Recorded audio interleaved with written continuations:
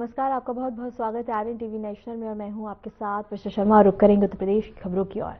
जनपद चंदौली, महोबा, अमेठी, शामली, हाथरस और औरैया में एकीकृत न्यायालय परिसरों के शिलान्यास कार्यक्रम का आयोजन किया गया।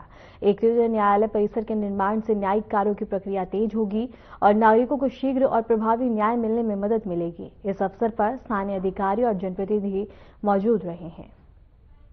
वरिष्ठ न्यायमूर्ति के साथ साथ अन्य न्यायमूर्तिगण यहां पर उपस्थित हुए हैं। इलाहाबाद उच्च न्यायालय के हमारे तमाम न्यायमूर्तिगण आज के समारोह में उपस्थित हुए हैं।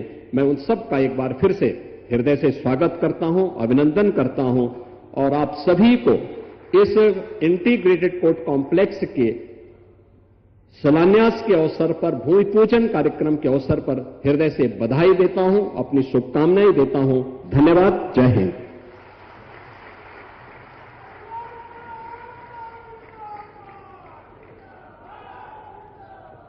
बहुत और इसके साथ ही बता दें कि कार्यक्रम का आयोजन किया गया है जहां जनप्रतिनिधियों और अन्य गणमान्य लोग मौजूद हैं। इस दौरान सीएम योगी आदित्यनाथ ने क्या कुछ कहा है, आइए आपको सुनवाते हैं। और इसके साथ ही बता दें कि कार्यक्रम का आयोजन किया गया जहां सीएम योगी आदित्यनाथ मौजूद हैं और इसके साथ ही कई विकास कार्यों का यहां उल्लेख किया जा रहा है और प्रकाश डाला गया है। यहां गणमान्य लोग, जनप्रतिनिधि मौजूद हैं। हमारे माननीय जनप्रतिनिधिगण, हमारे बार से जुड़े हुए सभी हमारे अधिवक्तागण और उपस्थित बहनों और भाइयों, मैं सबसे पहले उत्तर प्रदेश के इस सीमावर्ती जनपद में, चंदौली जनपद में आज भारत की न्यायपालिका से जुड़े हुए हमारे सभी वरिष्ठ न्यायमूर्तिगण, माननीय मुख्य न्यायाधीश जी के नेतृत्व में आज यहां पर पधारे हैं।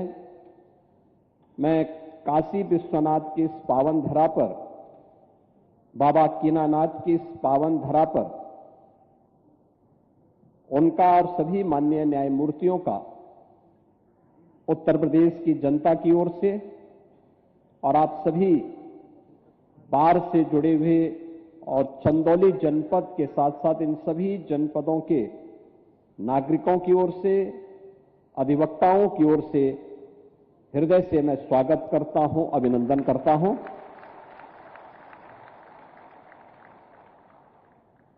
आज का दिन उत्तर प्रदेश के देश से अत्यंत महत्वपूर्ण दिन है और महत्वपूर्ण दिन इस बात को लेकर के कि यहां की न्यायपालिका के इतिहास के एक नए पृष्ठ का सृजन हो रहा है। मुझे याद है कि अपनी एक यात्रा के दौरान उच्चतम न्यायालय के हमारे आज के मुख्य न्यायाधीश माननीय श्री सूर्यकांत जी ने इस बात का उल्लेख किया था कि न्याय सहजता के साथ प्रत्येक नागरिक को उपलब्ध हो सके, इसके लिए आवश्यक है कि कुछ ऐसे मॉडल बनने चाहिए जो इंटीग्रेटेड हो, एक छत के नीचे हो। हम सब इस बात को जानते हैं कि आदरणीय प्रधानमंत्री श्री नरेंद्र मोदी जी ने 2014 में आने के बाद देशवासियों को ईज ऑफ डूइंग बिजनेस और ईज ऑफ लिविंग के लक्ष्य को प्राप्त करने के लिए तमाम प्रकार के रिफॉर्म किए। इंफ्रास्ट्रक्चर को देश के अंदर अत्याधुनिक बनाने की दिशा में कदम बढ़ाए। आदरणीय प्रधानमंत्री जी की प्रेरणा और प्रयागराज के उस कार्यक्रम में जब आज के मुख्य न्यायाधीश महोदय ने इस बात के लिए कि कोर्ट कॉम्प्लेक्स भी इंटीग्रेटेड होना चाहिए, हम लोगों ने उत्तर प्रदेश के अंदर कार्य करना प्रारंभ किया और मैं धन्यवाद दूंगा कि इलाहाबाद उच्च न्यायालय के हमारे मुख्य न्यायाधीश महोदय ने, इससे पहले इलाहाबाद उच्च न्यायालय के मुख्य न्यायाधीश के रूप में माननीय श्री बिंदल जी ने इस दिशा में पूरा सकारात्मक सहयोग किया और उत्तर प्रदेश सरकार ने एक साथ उन 10 जनपदों में जहां पर अभी तक स्वयं के डिस्ट्रिक्ट कोर्ट नहीं बन पाए थे, उनको एक साथ अपनी स्वीकृति दी कि यहां पे इंटीग्रेटेड कोर्ट कॉम्प्लेक्स बनने चाहिए। मुझे प्रसन्नता है कि आज हम लोगों ने, उत्तर प्रदेश सरकार ने पहले चरण में 6, जिन जनपदों में चंदौली भी है, इस चंदौली जनपद समेत 6 जनपदों का धनराशि अवमुक्त कर दिया है और ये पैसा जा चुका है, डिजाइन अप्रूव हो चुकी है, सारी औपचारिकताएं पूर्ण हो चुकी हैं और अब इस पे कार्य प्रारंभ हो जाएगा। जैसे आज यहां पर भूमि पूजन की कार्रवाई माननीय मुख्य न्यायाधीश महोदय के करकमलों से जैसे ही यह कार्यक्रम प्रारंभ होगा, उसके तुरंत बाद यहां पे L&T जैसी विश्वविख्यात संस्थाओं के द्वारा इस निर्माण के कार्य को आगे बढ़ाने का काम होगा, जिसमें एक छत के नीचे कोर्ट कॉम्प्लेक्स तो है ही, अधिवक्ताओं के लिए भी अच्छे चेंबर बनेंगे, न्यायिक अधिकारियों के लिए आवासीय सुविधा भी रहेगी और स्पोर्ट्स की सुविधा भी रहेगी, पार्किंग की सुविधा भी रहेगी, तो कैंटीन की सुविधा भी रहेगी। अब ऐसा नहीं होगा कि न्याय के लिए लड़ने वाले, जूझने वाले हमारे अधिवक्ता स्वयं दिन की रोशनी में, जब उनकी चेंबर में कोई वादी जाता था, वादकारी जाता था, तो उसको दिन में ही चेंबर से सूरज के दर्शन होते हुए दिखाई देते थे। टूटे हुए चेंबर नहीं, बल्कि एक अच्छा हाई राइज बिल्डिंग में उनके लिए भी बेहतर चेंबर की व्यवस्था इस कैंपस में हम लोग देने जा रहे हैं और ये सुविधा एक साथ यहां पर माननीय मुख्य न्यायाधीश की प्रेरणा से आज उत्तर प्रदेश के अंदर 6 जनपदों में यह सुविधा उपलब्ध हो रही है, जिनमें चंदौली है, महोबा है, अमेठी है, शामली है, हाथरस है और औरैया है। 4 अन्य जनपदों की कार्रवाई अगले कुछ महीनों के अंदर हम उसको पूरा करते हुए उसे भी आगे बढ़ाने का कार्य करेंगे और मेरा मानना है कि यह भारत के न्यायिक इतिहास में एक नए स्वर्ण अक्षर के रूप में यह पृष्ठ जुड़ेगा और इसकी शुरुआत उत्तर प्रदेश में हमारे आदरणीय मुख्य न्यायमूर्ति के करकमलों से आज प्रारंभ होने जा रहा है। हम लोगों का इस बात को मानना है कि लोकतंत्र की सशक्तिकरण के लिए अत्यंत आवश्यक है कि हमारी न्यायपालिका उतनी ही सशक्त हो। एक कॉमन मैन को जितनी सहजता के साथ, सरलता के साथ न्याय प्राप्त हो, उतना ही उनके पास अच्छा इंफ्रास्ट्रक्चर होना भी आवश्यक है। और मुझे बताते हुए प्रसन्नता है कि उत्तर प्रदेश सरकार के पास न्यायिक व्यवस्था से जुड़े हुए कोई भी कार्य जब आते हैं, उसे पूरा होने में कोई देर नहीं लगती। हमारे पास इन कार्यों के लिए, क्योंकि अगर हमें सुशासन के लक्ष्य को प्राप्त करना है, तो हमें न्यायिक सुविधाओं को भी और सुदृढ़ करने के लिए और सुविधा संपन्न बनाने के लिए अपना पूरा योगदान देने में कोई कोताही नहीं बरतनी चाहिए। और मुझे प्रसन्नता है कि उत्तर प्रदेश इस दिशा में बेहतरीन दिशा में आगे बढ़ चुका है। मैं आज के इस शिलान्यास कार्यक्रम के अवसर पर इन 6 जनपदों के साथ ही उत्तर प्रदेश के अन्य जनपदों में, जहां भी प्रयागराज, अभी वाराणसी के बारे में भी हमारे उच्चतम न्यायालय के वरिष्ठ न्यायमूर्ति माननीय श्री विक्रम नाथ जी ने इस बात का उल्लेख किया कि वाराणसी में हम लोग तो हर जनपद में चाहते हैं कि हर जनपद में इस प्रकार के कोर्ट कॉम्प्लेक्स बने, और ये सचमुच ये 6 जनपद पायलट के रूप में हम लोग प्रारंभ करने जा रहे हैं। और मैं इस बात के लिए आश्वस्त करता हूं प्रदेश सरकार की तरफ से कि पैसे की कमी नहीं, आज के दिन पे इच्छा शक्ति की कमी जरूर दिखती है। आप दृढ़ इच्छा शक्ति के साथ कार्य करिए, सरकार का पूरा सहयोग मिलेगा। मैं इन सभी 6 जनपदों के हमारे न्यायिक अधिकारियों को, अधिवक्ताओं को, जिनके द्वारा लगातार इस बात की आवाज उठाई जाती थी, और यहां तो चंदौली जनपद में तो यहां के जनप्रतिनिधि भी और यहां के अधिवक्ता भी लगातार आंदोलन करते थे। मैंने यहां बार एसोसिएशन को बुलाया लखनऊ, मैंने कहा आंदोलन क्यों कर रहे हैं भाई, ये तो अब स्वीकृत तो हो चुका है, आप आराम से जाके अपना न्यायिक कार्य करवाइए, उसमें योगदान दीजिए। बाकी इस कार्य को माननीय उच्च न्यायालय के साथ मिलकर के हम बहुत शीघ्र आगे बढ़ाएंगे। और मैं धन्यवाद दूंगा आज यहां पर भारत के मुख्य न्यायाधीश महोदय और उच्चतम न्यायालय के हमारे वरिष्ठ न्यायमूर्ति के साथ साथ अन्य न्यायमूर्तिगण यहां पर उपस्थित हुए हैं। इलाहाबाद उच्च न्यायालय के हमारे तमाम न्यायमूर्तिगण आज के समारोह में उपस्थित हुए हैं। मैं उन सब का एक बार फिर से हृदय से स्वागत करता हूं, अभिनंदन करता हूं, और आप सभी को इस इंटीग्रेटेड कोर्ट कॉम्प्लेक्स के शिलान्यास के अवसर पर भूमि रुक करेंगे बड़ी खबर की ओर। सीएम योगी आदित्यनाथ का वाराणसी का दौरा है। सर्किट हाउस में करेंगे समीक्षा बैठक, विकास कार्य, लॉ एंड ऑर्डर पर करेंगे चर्चा। इसके साथ ही मणिकर्णिका घाट पे भी रिपोर्ट लेंगे सीएम योगी आदित्यनाथ। इस वक्त की बड़ी खबर हम आपको बता रहे हैं, सीएम योगी आदित्यनाथ का वाराणसी का दौरा है और इसके साथ ही समीक्षा बैठक भी करेंगे सीएम योगी, जहां बता दें कि तमाम चर्चा और विचार विमर्श देखने को मिलेगा। और इसके साथ ही मणिकर्णिका घाट पे भी रिपोर्ट लेंगे सीएम योगी। इस वक्त की बड़ी खबर हम आपको बता दें, सीएम योगी आदित्यनाथ का वाराणसी का दौरा है। बुलंदशहर जिले के निजी अस्पतालों में बायोमेडिकल वेस्ट प्रबंधन की स्थिति की जांच के लिए प्रदूषण विभाग और जिला प्रशासन ने औचक निरीक्षण किया है। सीएमओ की अगुवाई में गठित टीम ने मेरठ लाइन लाइफ हॉस्पिटल और इसके साथ ही मुगदल और सरकार हॉस्पिटल में छापेमारी कर नियमों के पालन का जायजा लिया है। निरीक्षण के दौरान टीम ने देखा कि कई मेडिकल संस्थानों में बायोमेडिकल प्रबंधन नियमों की अनदेखी हो रही है। उल्लंघन पाए जाने पर संबंधित अस्पतालों को स्पष्टीकरण देने का नोटिस जारी किया गया है। कार्रवाई के दौरान मुख्य चिकित्सा अधिकारी, प्रदूषण नियंत्रण बोर्ड के अधिकारी, ईओ पालिका, जिला अध्यक्ष, आईएमए और सीबीएमडब्ल्यूटी के प्रतिनिधि भी मौजूद रहे। निरीक्षण रिपोर्ट को जिला पर्यावरण समिति की अगुवाई आगामी बैठक में प्रस्तुत किया जाएगा।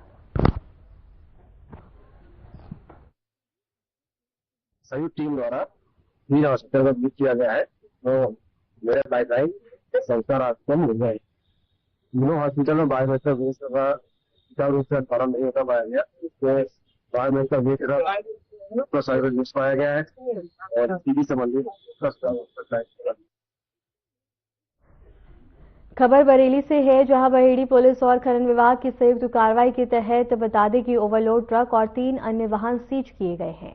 चेकिंग के दौरान कुछ अभियुक्तों ने अधिकारियों पर वाहन चढ़ाकर जान लेने की कोशिश की है और सरकारी काम में बाधा डाली है। इस दौरान उप निरीक्षक एसआई को भी चोटें आई हैं और पुलिस ने मुख्य अभियुक्त सलमान समेत 24 लोगों को गिरफ्तार किया है, जबकि 18 अन्य की तलाश जारी है। अधिकारियों ने कार्रवाई तेज कर और सभी आरोपी को न्याय के सामने लाने का आश्वासन दिया है।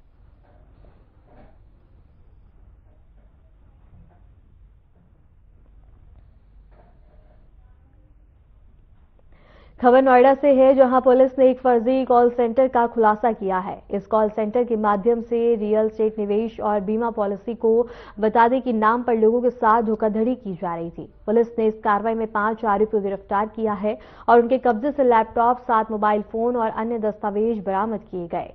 इसके अलावा जांच के दौरान 4 बैंक खातों में जमा करीब 80 लाख रुपए को भी फ्रीज कर दिया गया। पुलिस ने बताया है कि गिरफ्तार आरोपियों से पूछताछ जारी है और उनके नेटवर्क के विस्तार से जांच की जा रही है। इस कार्रवाई से लोगों को होने वाली आर्थिक नुकसान से बचाने में मदद मिलेगी।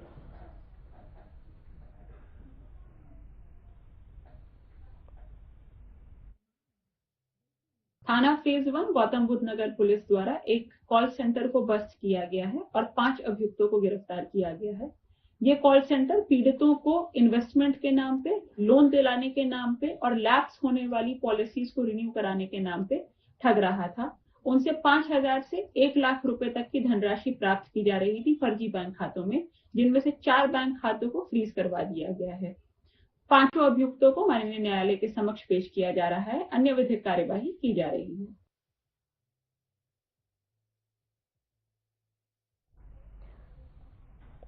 चंदौली पुलिस को बड़ी सफलता मिली है, जहां 435 किलो अवैध गांजा बरामद किया गया और मौके से 3 तस्करों को गिरफ्तार किया गया है। तस्कर इसके ट्रक में भरकर बिहार ले जा रहे थे और पुलिस से बचने के लिए मछली के नीचे छुपा रहे थे और गिरफ्तार तस्कर मिर्जापुर जिले के गांव के निवासी बताए जा रहे हैं। बरामद गांजा की कीमत लगभग 1 करोड़ 15 लाख रुपए आंकी गई है।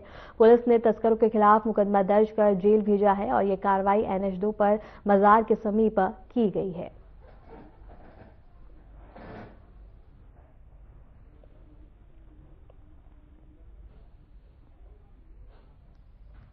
इसके साथ ही बिग कंपनियों में काम करने वाले डिलीवरी राइडर्स की सुरक्षा को लेकर सरकार ने कड़ा रुख अपनाया है। बढ़ती सड़क दुर्घटनाओं और देश भर में राइडर्स की हड़ताल के बाद कंपनियों को 10 मिनट में डिलीवरी जैसे वादे हटाने के निर्देश दिए गए।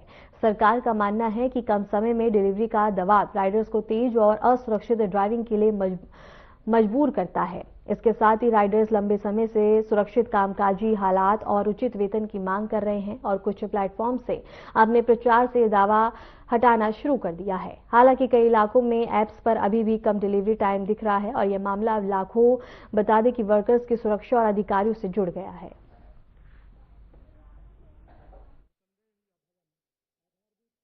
पहले 10 मिनट का जो डिलीवरी का समय था वो हम राइडर के लिए काफी समस्याजनक बात थी, क्योंकि हमें 10 मिनट में पहुंचाना चाहिए, पहुंचाना था, समय पहुंचाना पड़ता था। उसके बाद ट्रैफिक का उल्लंघन करना पड़ता था, हमें एक्सीडेंट से बच के जाना पड़ता था। कुछ दिन पहले हमारे सामने मेरा दोस्त का ही हादसा हुआ, उसी चक्कर में कुछ दिन भर्ती भी था, लेकिन वो भगवान के शुक्र से बच गया। तो अभी जो 10 मिनट से जो हटा है उसके लिए हम लोग बहुत खुश है। अभी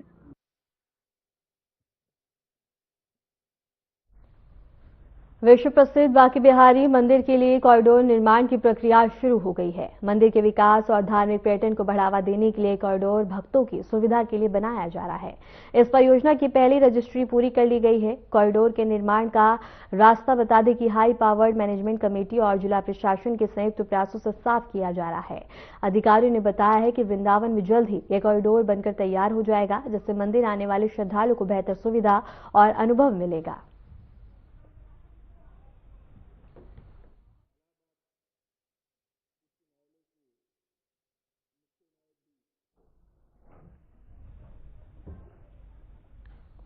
बांदा में बागेश्वर महाराज 5 दिवसीय हनुमत कथा के लिए पहुंचे हैं। पत्रकार वार्ता में उन्होंने हिंदुओं को कम से कम 4 बच्चे पैदा करने की अपील की है।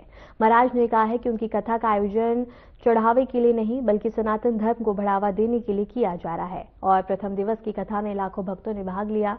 जिला प्रशासन और यूपी सरकार ने पत्रकार सुरक्षा सुनिश्चित करने की भी अपील की है।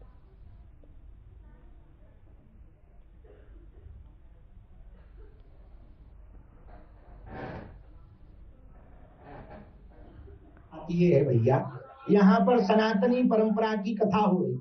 हम हिंदू मुसलमान करने नहीं आए, मुसलमानों को आना है तो स्वागत है, बुराई नहीं है, आओ तो वेलकम। तुम्हारा घर है, पुराना घर है, जान पहचान का घर है, तो आना है तो कोई बुराई नहीं है। लेकिन यदि तुम्हें हिंदुत्व से परहेज हो तो तुम्हें आने की जरूरत क्या है। घर पे ही टीवी में हमारे प्रवचन सुनो, हमेशा शीशा भरते हैं बेटा प्रवचनों में ही, तो तुम घर पर ही फुदकोगे।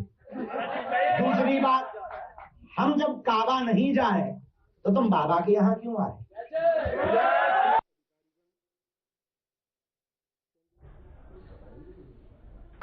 माघ मेले के प्रमुख स्नान पर्व मौनी अमावस्या के पूर्व त्रिवेणी संगम पर श्रद्धालुओं की भारी भीड़ बढ़ती जा रही है। बड़ी संख्या में लोग पवित्र गंगा, यमुना और सरस्वती के संगम में स्नान कर पूर्ण लाभ प्राप्त करने के लिए पहुंच रहे हैं।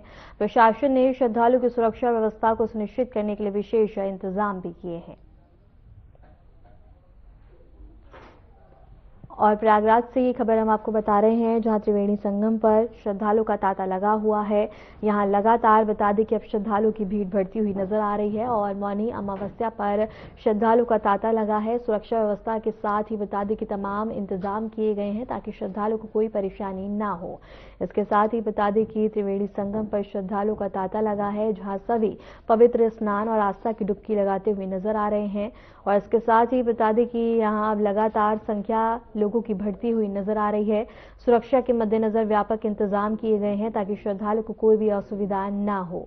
और इसके साथ ही बता दें कि मौनी अमावस्या पर श्रद्धालुओं की भारी भीड़ देखने को मिल रही है। आस्था की डुबकी लगा रहे हैं। देश विदेश से यहां श्रद्धालु पहुंचते हुए नजर आ रहे हैं। इसके साथ ही प्रशासन द्वारा तमाम व्यवस्था की गई है। इसी पर रुक करेंगे हमारे संवाददाता घनश्याम शुक्ला का। घनश्याम, क्या कुछ जानकारी है, किस तरह का नजारा देखने को मिल रहा है?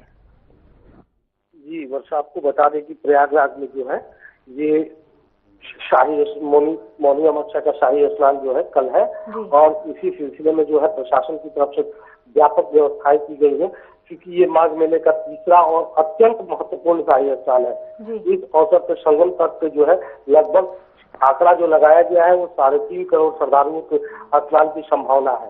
इसके लिए प्रशासन ने व्यापक तैयारियां की हैं, और मेले में आपको बता दें, अपने दर्शकों को बता दें कि एक अतिरिक्त स्नान घाट कालीपाट 2 का विस्तार किया गया है, जिसमें लखनऊ और अयोध्या की ओर से आने वाले श्रद्धालुओं के लिए नागवासुकी क्षेत्र में ही स्नान की व्यवस्था की जा रही है, जिससे संगम पे जो है पिछले साल जिस तरह का दबाव बना था उस तरह के दबाव को कम किया जा सके, क्योंकि पिछले साल मौनी अमावस्या के अवसर पे ही काफी भारी संख्या में भीड़ आ गई थी और संगम क्षेत्र में दबाव बन जाने के कारण हादसा हुआ था।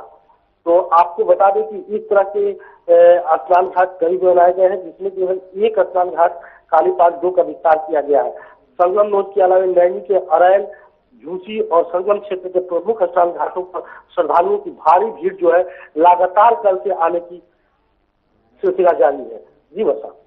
घनश्याम, अगर बात करें तो लगातार ठंड का प्रकोप जारी है, लेकिन श्रद्धालु का तांता लगातार बढ़ता जा रहा है। ठंड को देखते हुए श्रद्धालु के लिए किस तरह की व्यवस्था की गई है? जी आपको बता दें कि ठंड और कोहरा, आज तो हालांकि मौसम साफ है यहाँ प्रयागराज में, लेकिन ठंड और कोहरे का असर और शाम को जो है तेज हवाओं के साथ जो ठंडी है वो बढ़ जा रही है। फिर भी एक तरह से ये कहेंगे कि आस्था के ऊपर जो है मौसम का कोई भी असर देखने को नहीं मिल रहा है, और श्रद्धालुओं की भारी भीड़ जो है लगातार मेले क्षेत्र में पहुंच रही है, और इसके लिए जो है पुलिस प्रशासन की तरफ से उचित व्यवस्था की गई है, जिससे श्रद्धालुओं को स्नान करने में किसी भी तरह की असुविधा न हो। ठीक है घनश्याम, आपका बहुत बहुत शुक्रिया हमारे साथ जुड़ने के लिए, तमाम जानकारी साझा करने के लिए। उत्तर प्रदेश के कई शहरों में शीतलहर और ठंड का प्रकोप लगातार जारी है। घने कोहरे के कारण सामान्य जनजीवन प्रभावित हो रहा है और सुबह के समय दृश्यता बेहद ही कम देखी जा रही है। राजधानी लखनऊ में शीतलहर का असर बना हुआ है। भारतीय मौसम विभाग के अनुसार आज शहर में न्यूनतम तापमान 6 डिग्री सेल्सियस रहने का अनुमान है।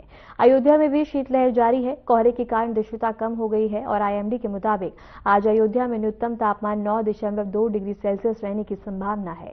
गोरखपुर में शीतलहर के साथ घना कोहरा छाया हुआ है। मौसम विभाग के अनुसार यहां आज का न्यूनतम तापमान 0 डिग्री सेल्सियस रहने का अनुमान है। नोएडा में शीतलहर और घने कोहरे का असर देखने को मिला है। ग्रेटर नोएडा एक्सप्रेसवे पर कोहरे के चलते दृश्यता काफी कम रही है, जिससे वाहन चालकों को सावधानी बरतनी पड़ी। मुरादाबाद में भी शीतलहर के साथ घना कोहरा छाया हुआ है। आईएमडी के अनुसार आज शहर में न्यूनतम तापमान 7.0 डिग्री सेल्सियस रहने की संभावना है। वहीं आगरा में शीतलहर जारी है और घना कोहरा छाया हुआ है। बता दें कि ताज व्यू पॉइंट क्षेत्र में कोहरे का खास असर देखा गया। मौसम विभाग के मुताबिक आज आगरा में न्यूनतम तापमान 6 डिग्री सेल्सियस रहने का अनुमान है।